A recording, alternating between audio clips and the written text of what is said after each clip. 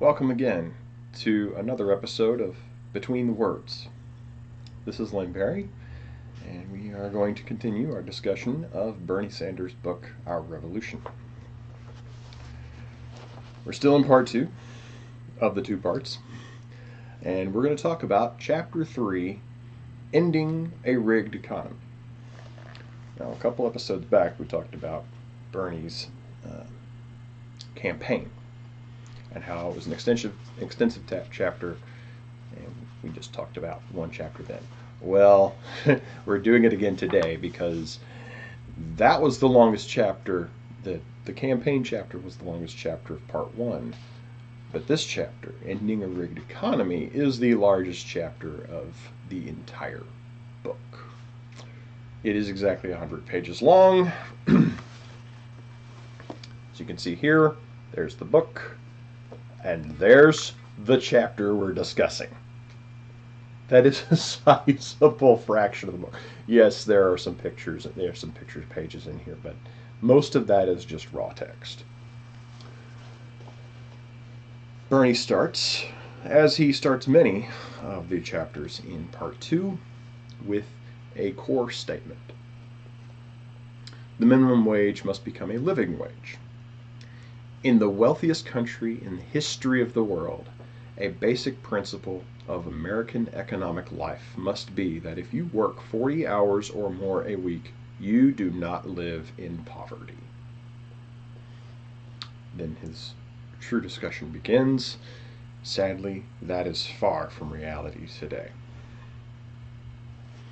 And he starts his discussion in this chapter on, in a sense, the ground floor with the worker themselves. How much a person is paid. How a minimum wage impacts people. How pay inequality jumps between races and genders. And he has a chart here, just on the second page of this chapter. It is the percentage of workers paid less than $15 wage according to demographic.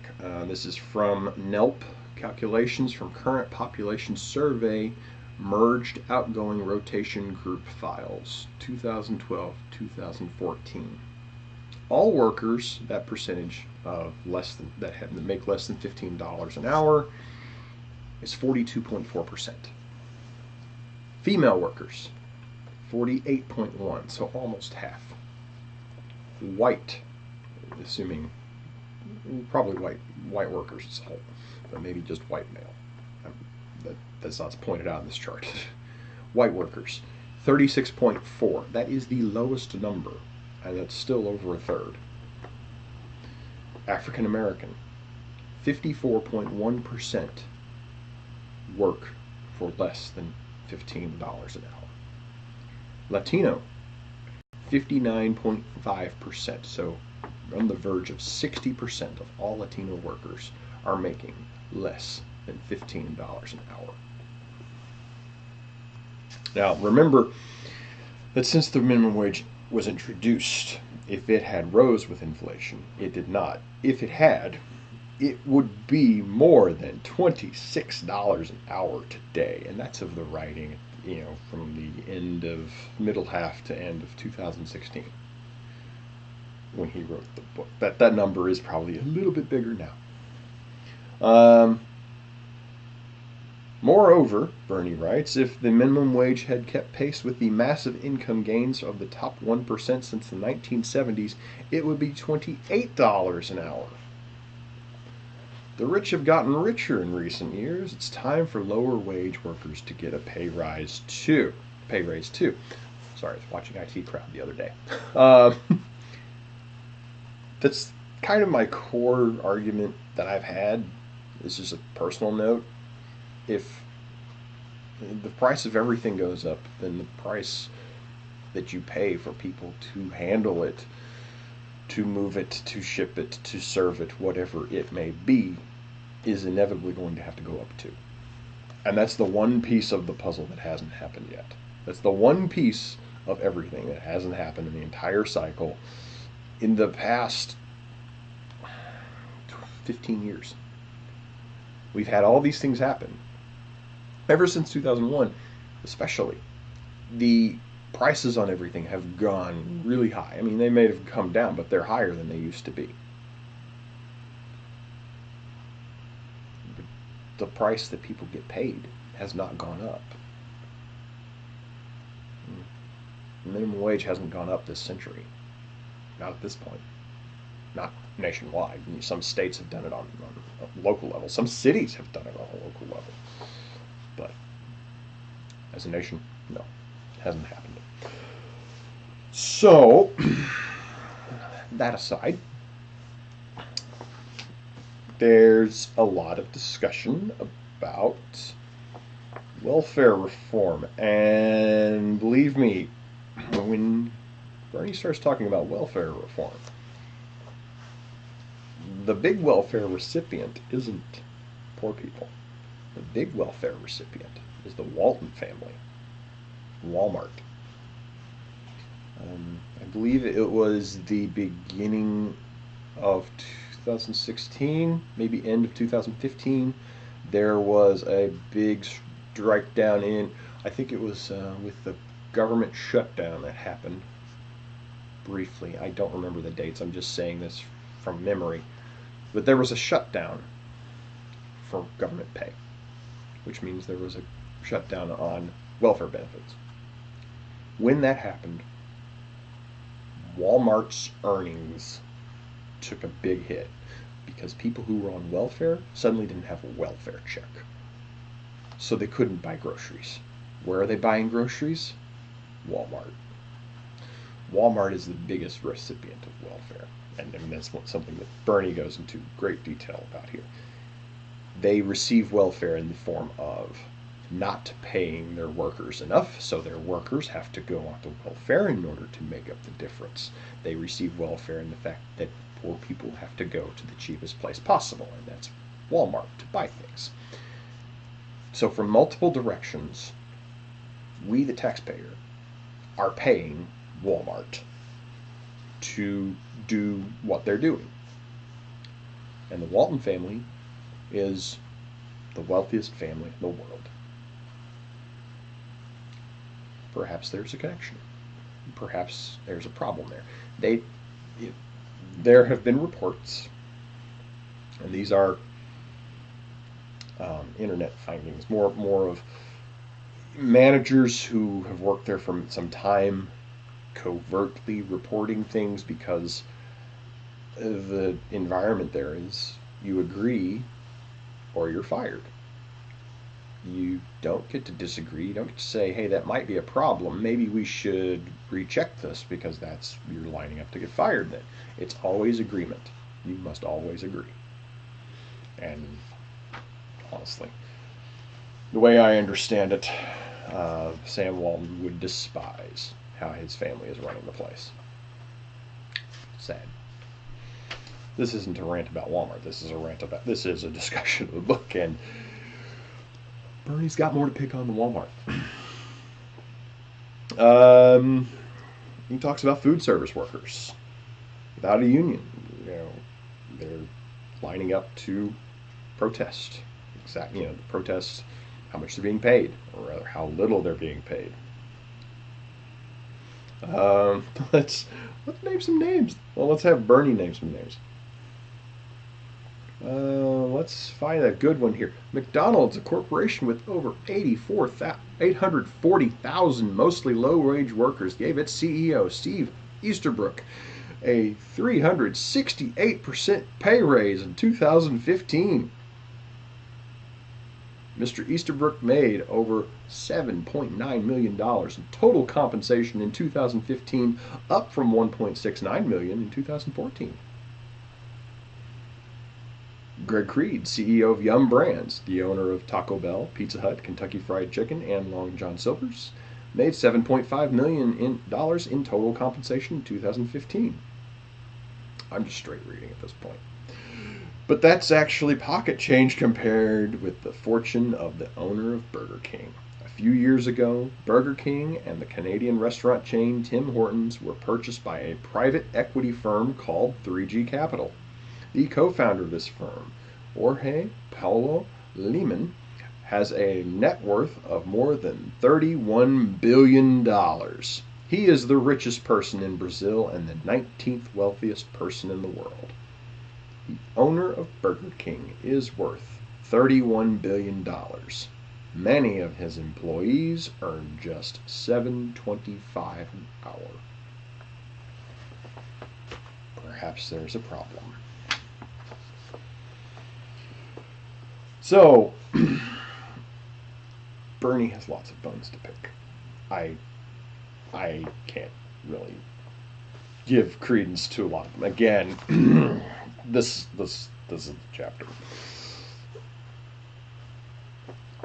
There is a rage in this man's heart, and is a rage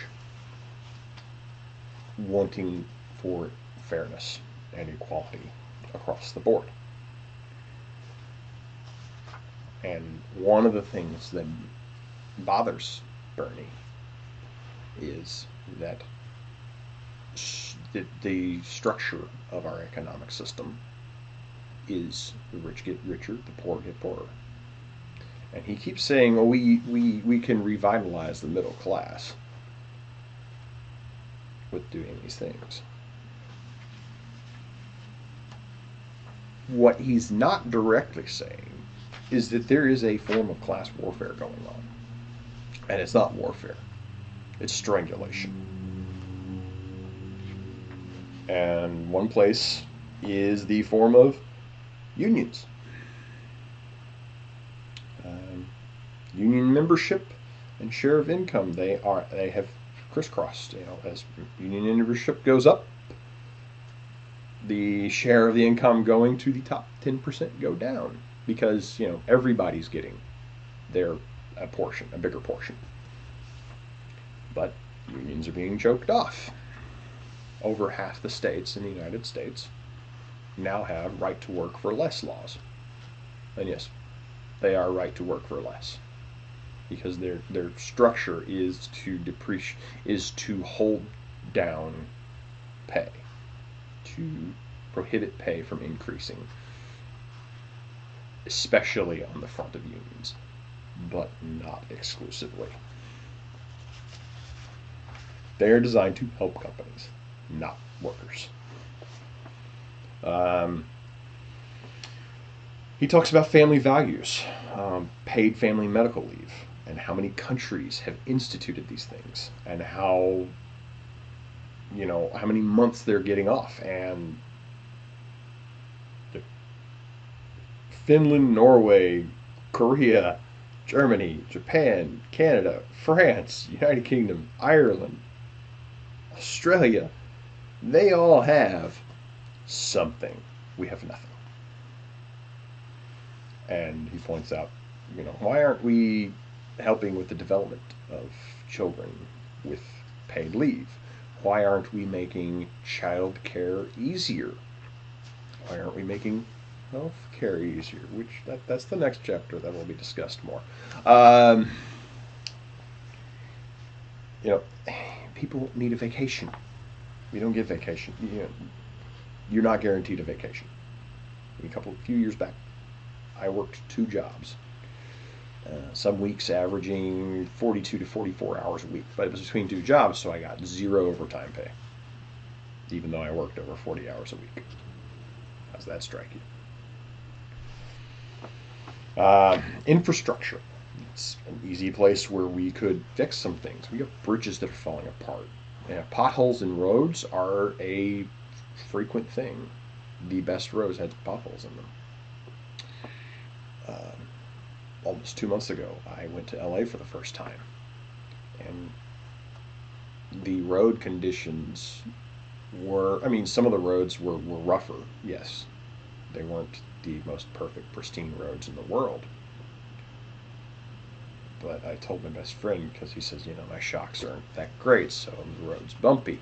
I go, well, I grew up where I had to drive a tractor with no shocks at all, hardly, going down a dirt road with a bunch of potholes. So That wasn't anything in comparison. But for most people, a lot of the roads in various parts of the world, and I'm not just picking on LA, because where I live in southeast Missouri, it's worse. It's much worse. And they do plenty of road construction out here, and it's still worse.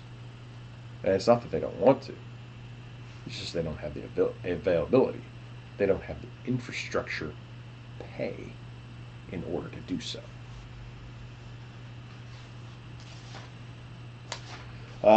We, of course, have on infrastructure as well. We have the, again, mentioning of things like water pipes, especially in Flint, Michigan,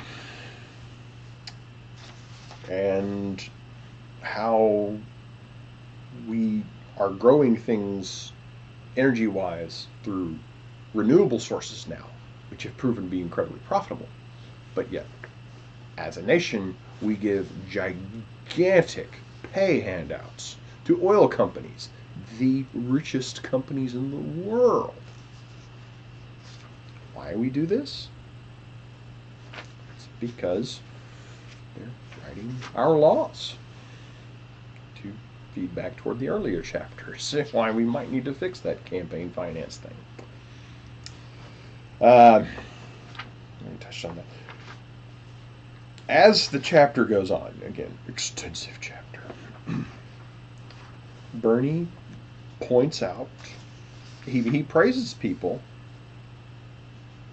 but a few pages later, he will, on a different topic, call him out on things. He praises Obama on a few things, and he calls him out on others, like, TPP. That's a big one. It's discussed previously.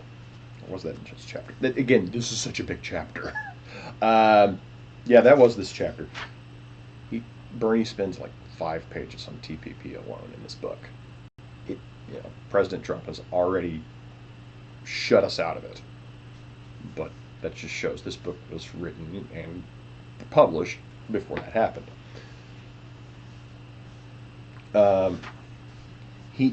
Bernie praises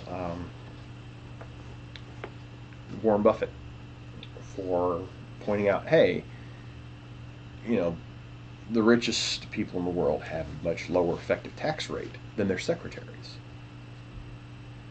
And then he goes after Warren Buffett on a few money sheltering issues and a few issues of keeping jobs in America, keeping jobs where they start out, instead of shipping them overseas to save money, shipping them to another country to save money. Bernie points out how there is an office building in the Cayman Islands that's home to more than 18,000 corporations, just so they can get out of taxes.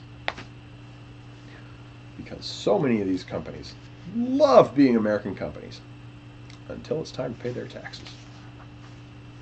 But they really, really love being American companies when they need money. Not when they want to give money, when they need money. Here's a fun one. It's the easy one to pick on, Apple. Let's see. Apple turns to China to avoid paying American wages. And then Apple shifts most of its profits to Ireland, Luxembourg, the British Virgin Islands, and other tax havens to avoid paying U.S. taxes. In fact, Apple has more than $180 billion in profits offshore, more than any other American company. Without such maneuvers, Apple would owe an estimated $59 billion in federal taxes. He quotes Apple CEO Tim Cook. We provisioned several billion dollars for the U.S. for payment as soon as we repatriate it. And right now, I would forecast that repatriation to occur next year, Cook said. Of course, several billion is a lot less than the $59 billion Apple owes the American people. And of course, he also speculates that Cook has some people lobbyists working hard to get Congress to pass a tax holiday. So it's dodging. And then he kind of stops the book for a sidebar and points out the top 10 corporate tax avoiders. You can grab a copy of the book. Hardcover, pages 274 to 276. It's got 10 companies that are just the amount that they are getting from us in taxes. Note the direction. They get either paid zero or they're getting a tax refund. It's ludicrous. The companies themselves are Johnson Controls, IBM, Xerox, American Airlines, Pacific Gas and Electric, Boeing, General Electric, Citigroup, Pfizer, and Verizon. Bernie has plenty to say about all of these, especially General Electric. I'm going to let Bernie do that, though, because, again, big chapter, but it's worth reading because it's just, let me see. All right, I said enough on General Electric. I'll read the General Electric part of it. When it comes to dodging taxes, GE brings good things to life. From 2008 through 2013, while GE made nearly $34 billion in profits, it received tax refunds of nearly $3 billion. That's a refund, not a fee. We paid them, the American people, the American nation paid them $3 billion. Meanwhile, during the financial crisis, GE received a $16 billion bailout from Federal Reserve while its CEO, Jeffrey Immelt, served as a director of the New York Fed. You know who decides the bailouts? The Federal Exchanges, the Fed. He's got a lot to say about that, too. Which is what comes to the other sidebar he has. I mean, and right there's a lot of the pictures. They're very much worth looking at. It's nice to see things. These are the color pictures, because there are plenty of black and white pictures in the text.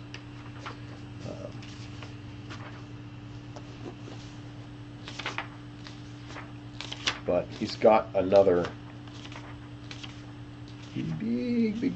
big list when it comes to Wall Street. Yeah, here we go. He calls out people by name, saying these are people who are holding hands between our government and Wall Street. They are turning our government, which means our nation, into a mechanism to serve the wallets of Wall Street. It's one of the reasons why he pushes really hard on if you're too big to fail, it means you're too big to exist. He starts quoting Teddy Roosevelt a lot on it. If it's that big, it's got to be broken up. So, what's a rigged financial system look like? You have a few examples of people who are operating on the levers of government and pushed policies that helped to create the Great Recession of 2008. Robert Rubin was on the National Economic Council, appointed by President Clinton. And he spearheaded the repeal of Glass-Steagall. And then after that, he got involved with Citigroup and made at least $126 million. And of course, taxpayers bailed out the mega bank. Hank Paulson, maybe you've heard of him.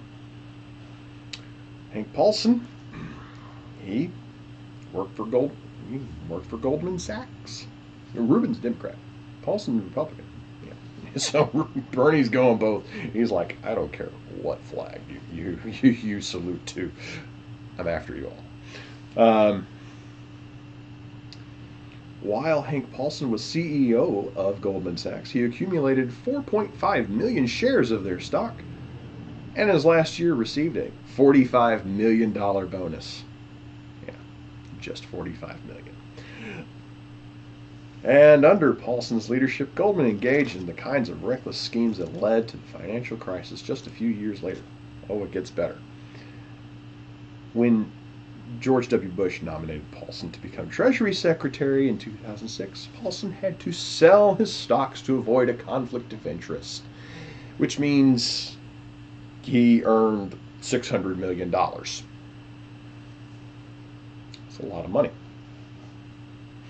Oh, and as Bernie says, one day when Paulson, came before the Senate Democratic and Republican caucuses, he handed them a 3-page bill and said that if we did not, Congress did not give him a $700 billion blank check within a few days, the entire financial system would collapse.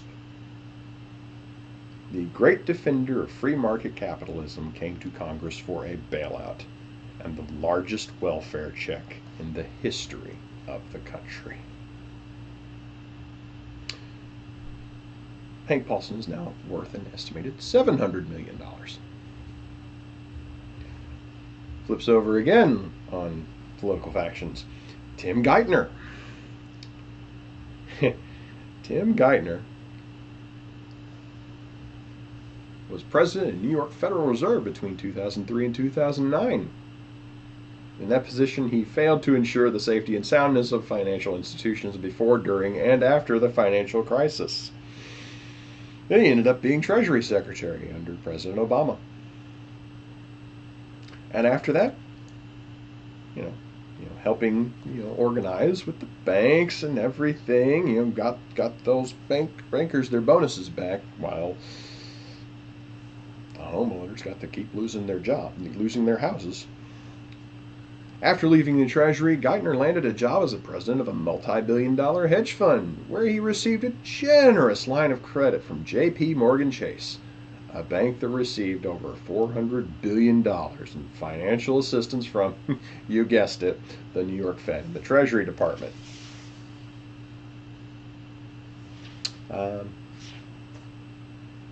He has some mean words to say about Alan Greenspan. Basically, you're right and I'm right and you're wrong. And a lot of that is, while Greenspan was accoladed by Democrats and Republicans during his time in the Federal Reserve, there was one exchange that kind of showed that Greenspan's legacy is not going to be a pleasant one. Bernie asked Alan Greenspan, "Aren't you concerned that with such a growing concentration of wealth, if one of these huge this was in 2000, if one of these huge institutions fails, it will have a horrendous impact on the national and global economy?" Greenspan replied, "No, I'm not. I believe that the general growth of large institutions has occurred in the context of an underlying structure of markets in which many of the larger risks are dramatically, I should say fully, hedged." He couldn't have been more wrong.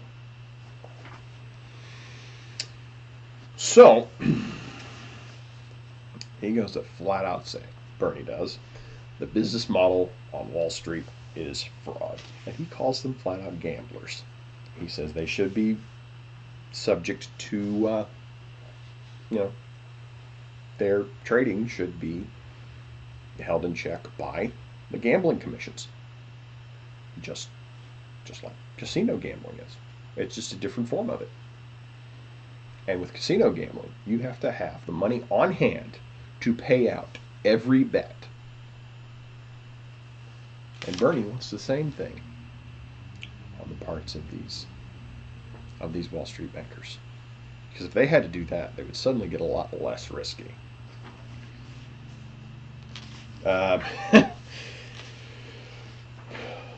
He's got plenty to say on this subject. But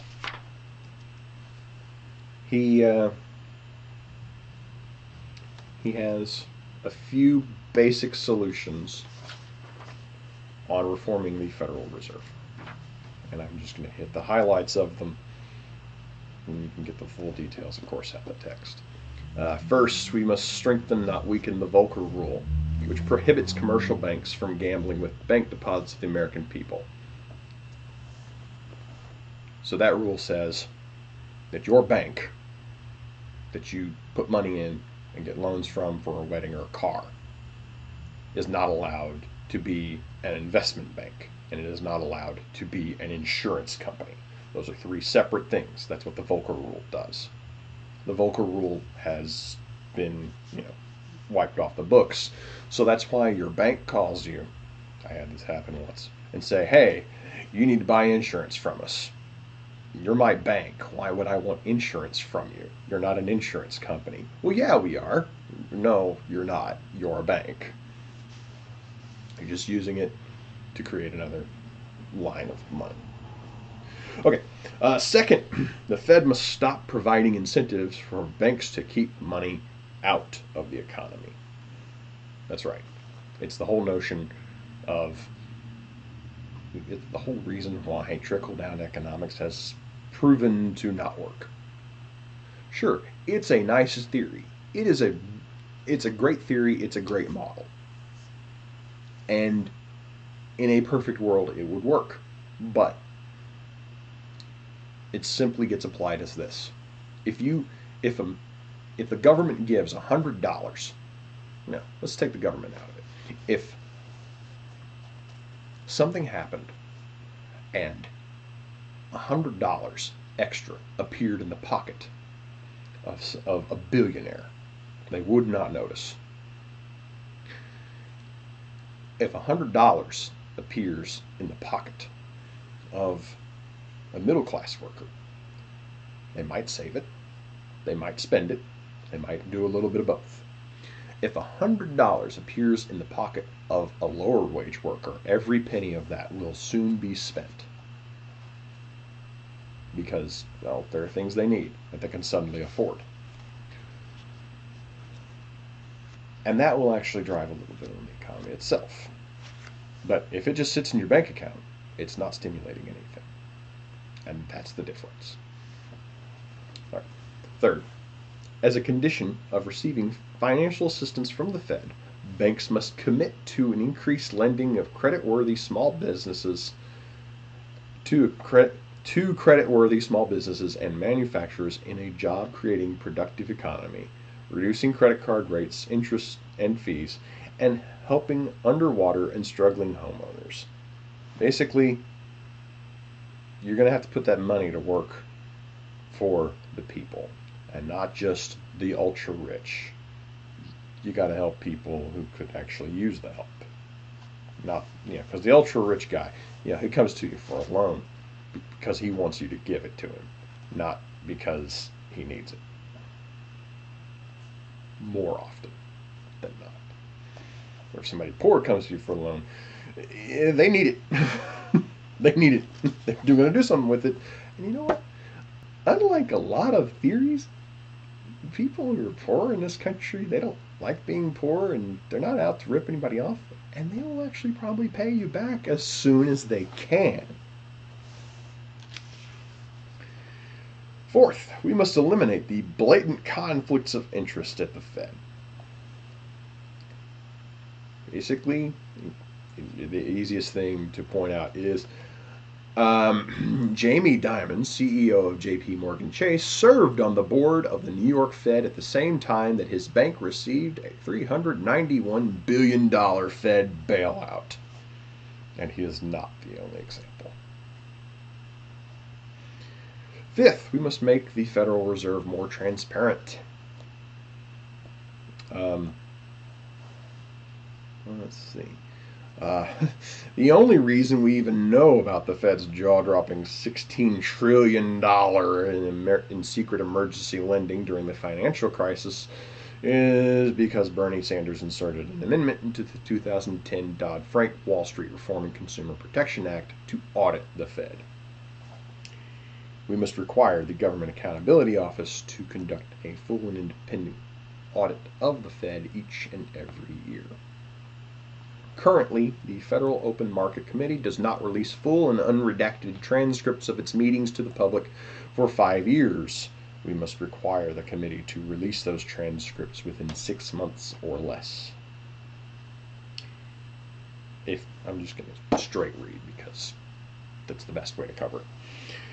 If we had made this reform in 2004, the American people would have learned about the housing bubble well in advance of the financial crisis. Bottom line is that we need a Federal Reserve that works for all Americans, not just the CEOs of large financial institutions. So the final takeaway from this chapter is that our system of economics serves those at the top. It does not serve anyone else.